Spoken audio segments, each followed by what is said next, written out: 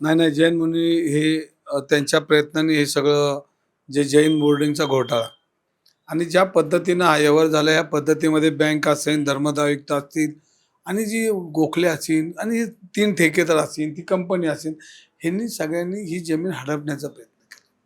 आणि ज्या दिवशी धर्मादाय आयुक्तांनी पत्र दिलं, की हा व्यवहार रद्द करा, त्याला अधिकारच नव्हते. तुम्हाला आठवतं मी बोललेलो.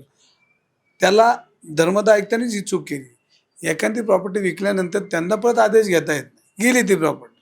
धर्मादाय आयुक्तांचे अधिकार संपले. मग त्यांनी काहीतरी पुणे न्यायालयात त्यांनी ती काय दाद पण मला अजून नाही वाटत की यांचे ब्लॅकचे पैसे दिलेत का नाही? मग ब्लॅकचे व्यवहार संपले का नाही? स्टॅम्प ड्युटी कोणी भरायची? हा सगळ्यांना ते आता ₹230 कोटी आले कुठनं? हा महत्त्वाचा मुद्दा आहे. ह्याची ईडी मार्फत चौकशी झाली पाहिजे. ह्याच्यामध्ये कोण-कोण आहे? हा काळा पैसा पांढरा झाला का? मग ते ब्लॅकचे पैसे जे बिल्डरांना आपलं ट्रस्टींना दिले, ह्या पैशाचं काय आलं? ह्या सगळ्या गोष्टी चिंताजनक बाब आहे.